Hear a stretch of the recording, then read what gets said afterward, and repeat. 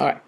Hello, my name is Danny, and today I'm going to be telling you a story, and it comes from my fascination with clocks. I've always been fascinated with mechanical tools and inventions, and to me, clocks have always been the most interesting. And the title of my story is Thank Goodness Galileo Didn't Become a Doctor. Our story begins in China in 1077 during the Song Dynasty. The emperor, trying to maintain a good relationship with the barbarian emperor of the far north, wants to send someone up there to wish him a happy birthday. The tricky part is that his birthday is always celebrated on the winter solstice, so it's vital that the messenger get there in time. The emperor chooses his chief astronomer Su-sung for this very important mission. Su-sung makes the long journey north and to his surprise realizes that he has arrived a day early. The barbarian astronomers are quick to point out that the winter solstice is tomorrow. It was clear to Su-sung that the barbarian calendar was more accurate than his own. And when the Chinese emperor learned of this, he immediately ordered Su-sung to develop the most accurate calendar the world had ever seen. And it took him 27 years, but in the year 1090, Su-sung presented the emperor with his now famous astronomical water clock. This is a replica, but the actual was 5 stories high, consisted of bronze bells and gongs, and allowed Su-sung to develop the most accurate calendar of the time. Meanwhile, back in the Western world, the clock was moving slowly, so to speak. The sundial, in use all over the world, was the primary tool used to tell time. The problem was there wasn't always sun, like at night, and sometimes something better was needed.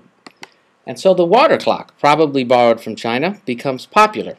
If you made a hole the right size in a container, water would drip out of it at a regular interval. Of course, it had its own problems like evaporation, clogged holes, temperature, etc. And so the hourglass was developed, a very simple device that had 2 major weaknesses. A, they were fragile, and B, who wants to stand there 24 hours a day making sure it's turned over when the last grain falls? Far from perfect, everyone knew that something better had to come along. And that something better was the world's first alarm clock, and this is the guy who invented it.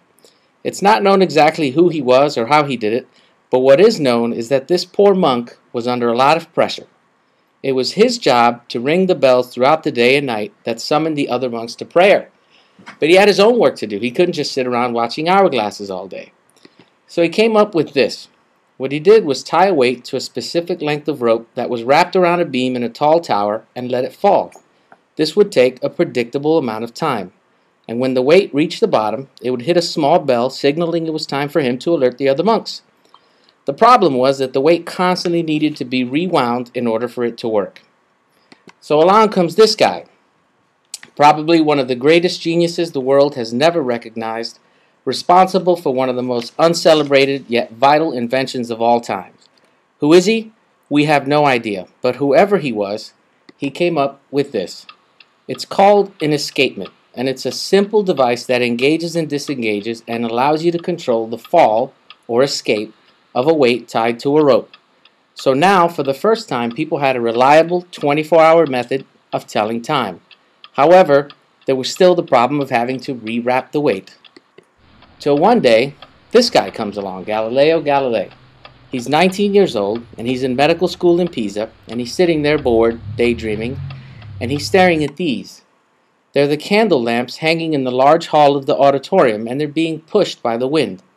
And using his heartbeat and his pulse as a kind of stopwatch, he discovers that it always takes the same amount of time for these pendulums to swing from one end to the other.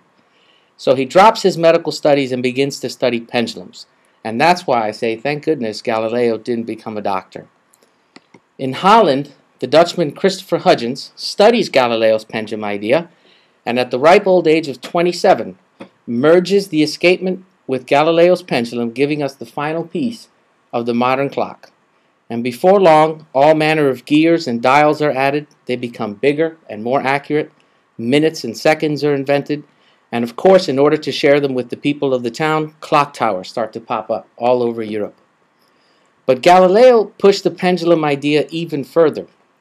If you could make a reliable timepiece, you could solve the problem of longitude at sea.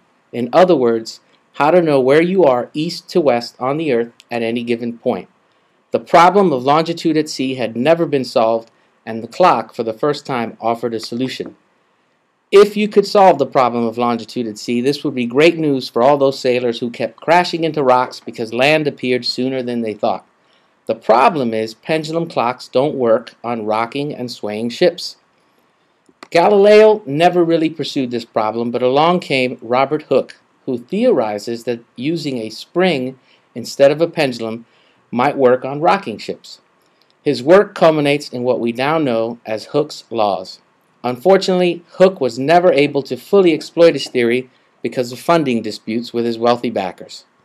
Which brings us back to the Dutchman, Huygens, who in 1674 makes a clock with an oscillating balance spring, seen here on the left, which in turn allows the Englishman John Harrison, seen there on the right, to invent the sea chronometer, forever changing the course of human history, because now the seas and longitude could be conquered, and with it, the New World.